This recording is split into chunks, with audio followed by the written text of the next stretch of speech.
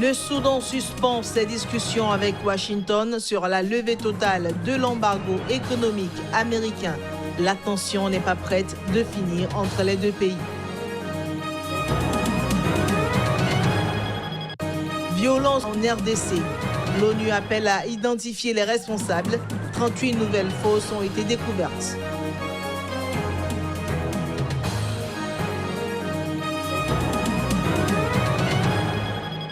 Au Venezuela, les patients dénoncent les pénuries de médicaments. Une manifestation a été organisée dans ce sens.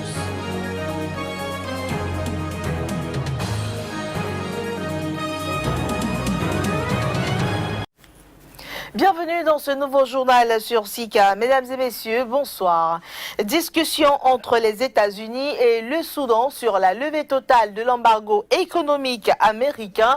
Mercredi, le Soudan a suspendu les négociations suite à la décision de Washington de prolonger de 3 mois les dernières sanctions imposées depuis 20 ans au régime du président El-Béchir. 20 ans au moins que les relations entre les États-Unis et le Soudan sont tendues à cause de l'embargo américain.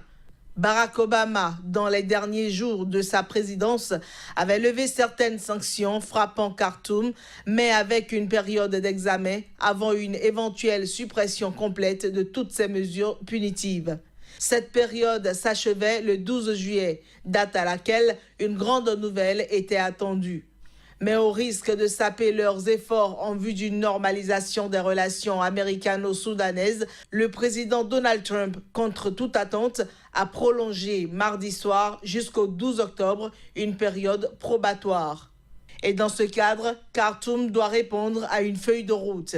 Cette dernière comprend la fin du soutien aux groupes rebelles au Soudan du Sud, la partition du Soudan, la fin des hostilités dans les provinces du Darfour, du Nil bleu et du Kordofan Sud et une coopération avec le renseignement américain contre le terrorisme.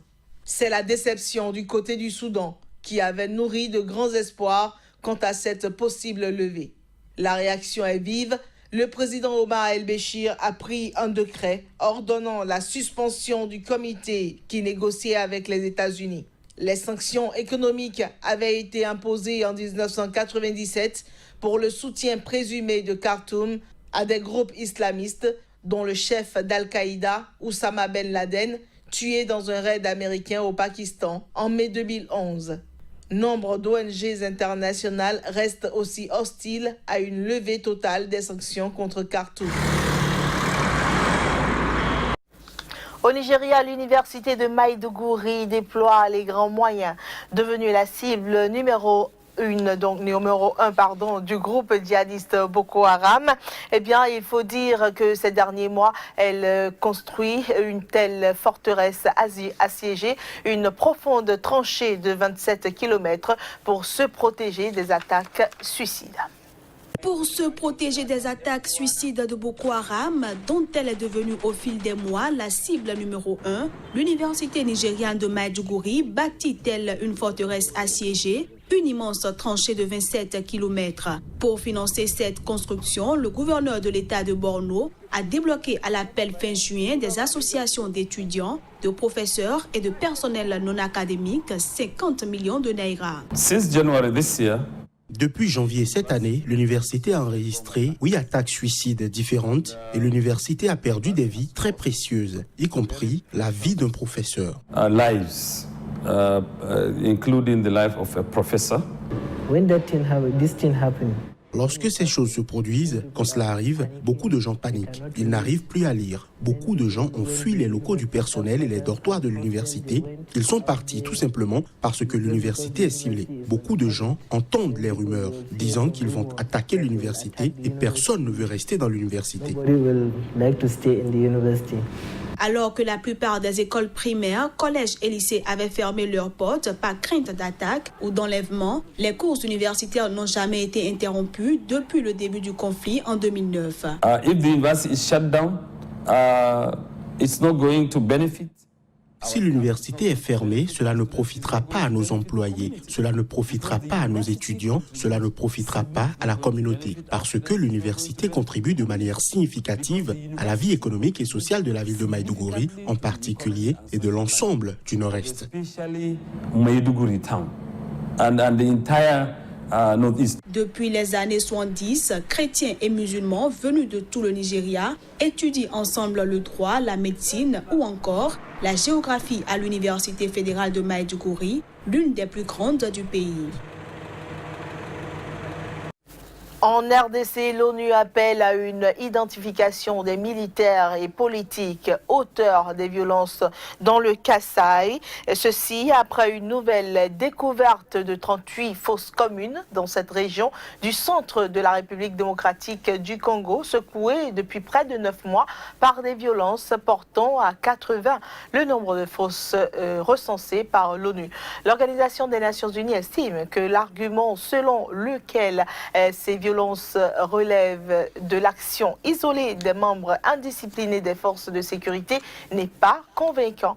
Et ces violences, rappelons-le, ont débuté en septembre 2016, un mois après la mort de Jean-Pierre Mpandi, chef tribal sous le nom de Kamwina Nzapu, qui a ouvertement remis en cause l'autorité du gouvernement du président Joseph Kabila.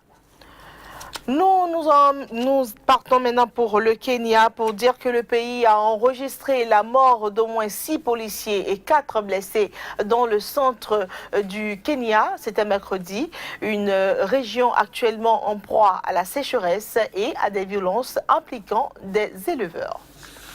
Les violences battent leur plein dans le centre du Kenya.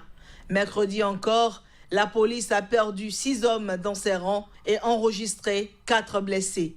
Un drame survenu lors d'échanges de tirs entre policiers et bandits, membres de l'ethnie Pokot, dans l'ouest du comté de Laikipia. C'est dans cette région que plusieurs milliers d'éleveurs, dont les troupeaux sont durement frappés par la sécheresse, ont pénétré illégalement dans des réserves privées à la recherche de pâture pour leurs animaux. Armés pour certains de lances, pour d'autres d'armes automatiques, ils ont tué ou blessé ces derniers mois des dizaines de personnes. Une situation qui se présente alors que les Kenyans sont appelés aux urnes le 8 août pour choisir leur président, député, sénateur et gouverneur de comté. Pour des chercheurs de l'ONG Human Rights Watch, les déplacés de violence dans les comtés de Laikipia et Baringo seraient dans l'impossibilité de voter le mois prochain. Le gouvernement kenyan est donc invité à s'occuper de la crise sécuritaire dans certaines parties de la vallée du Rift avant le vote du mois d'août. Et le Dalai Lama est attendu au mois d'août au Botswana où il s'entretiendra avec le président Kama. À cette occasion, le Dalai Lama recevra les honneurs habituels réservés aux dignitaires en visite dans le pays, au risque d'irriter la Chine, investisseur clé sur le continent africain. Le chef spirituel tibétain est considéré par Pékin comme un séparatiste voulant arracher le Tibet à la Chine, et ses contacts avec des responsables étrangers suscitent immanquablement les protestations des autorités chinoises. Exilé en Inde, le Dalai Lama s'exprimera à Gaborone, la capitale du Botswana, lors d'une conférence spirituelle prévue du 17 au 19 août prochain.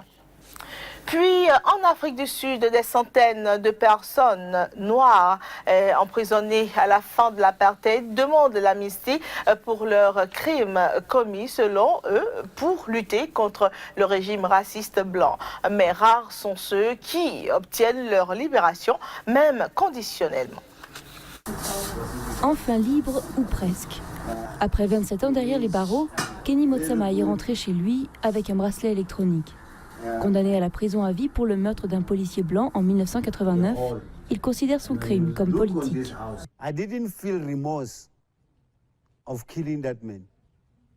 Je n'ai pas éprouvé de remords d'avoir tué cet homme. Aucun homme blanc n'est jamais venu au gouvernement ou à la télévision pour dire « Nous sommes en démocratie, nous en profitons tous, et nous avions tort de vous oppresser. Nous avons tué, massacré beaucoup de Noirs, et nous présentons nos excuses pour ce que nous avons fait. »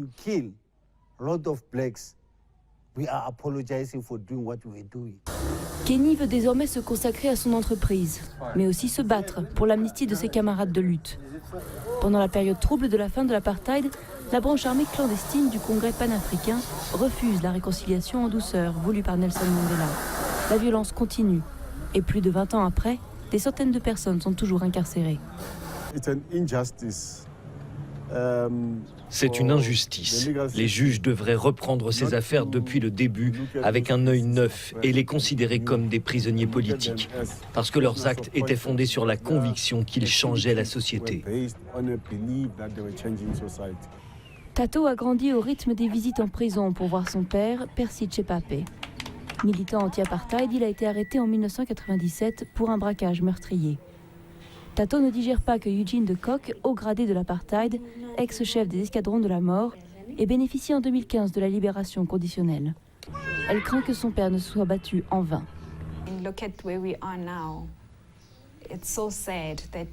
Regardez où nous en sommes. C'est tellement triste tous ces gens encore en prison comme mon père. Ils se sont sacrifiés pour rien, à moins que le changement soit encore à venir. Je ne sais pas. Mais au vu de la situation aujourd'hui, ça ne valait pas le coup. Le gouvernement a lancé en 2007 un programme de grâce des crimes politiques. Mais sur 2000 demandes, seuls 39 détenus ont été relâchés pour l'instant. Nous poursuivons ce journal. En Argentine, un rapport de l'Observatoire de l'Université catholique a révélé que 6 enfants sur 10 sont privés de l'exercice d'au moins un de leurs droits fondamentaux. Ceci alors que 38% d'entre eux vivent dans une situation de pauvreté intense. En Argentine, on peut dire que nous avons autour de 38% des enfants qui sont dans des situations intenses de pauvreté et environ 60% qui sont privés d'au moins un de leurs droits humains. Está privado en el ejercicio de algún derecho humano. Entre el 2010 y el 2016, entre 2010 et 2016, nous sommes passés de 63% des enfants qui étaient privés d'au moins d'un de leurs droits fondamentaux à 58,7%, ce qui veut dire qu'il y a une tendance positive, même si elle est lente. se observa una tendencia positiva. Sacamos nuevamente las ollas populares.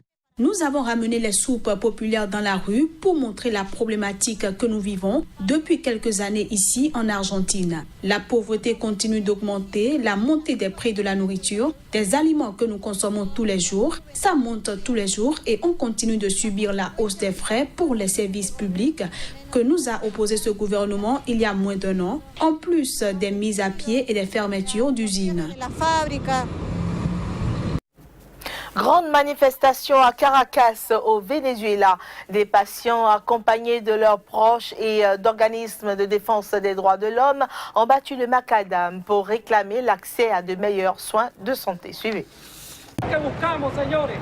Ils étaient nombreux à manifester à Caracas devant les bureaux de l'Institut d'assurance sociale pour dénoncer les pénuries de médicaments. Une situation qui affecte environ 300 000 personnes au Venezuela. Les organisations non gouvernementales ont décrié par ailleurs le coût élevé des médicaments.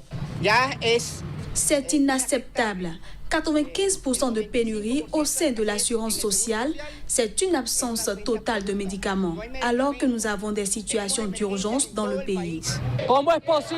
Comment est-ce possible que pour des médicaments nécessaires, comme le Prophage, nécessaires comme l'oméprazole, nécessaires comme le Certican, que nous, les familles de patients, nous devions nous battre pour en trouver? C'est l'agonie. Dans mon cas, j'ai chaque jour plus de 20 mouvements intestinaux avec du sang. Mon taux d'hémoglobine a atteint 4 points. J'ai été transfusée. Je n'en peux plus d'attendre. Mais quoi? De mourir passivement dans ma maison? La pénurie frappe une large gamme de patients. Ceux atteints de cancer, d'hémophilie, de lupus, de sclérose en plaques, de maladies de Parkinson et j'en passe. Pendant plus de 3 mois, ils n'ont pas pu prendre le traitement complet. En dehors de la sécurité sociale, les manifestants ont déployé des banderoles avec des messages comme « Attends la mort, nous n'avons pas de main ». Fin de ce journal, merci pour votre attention.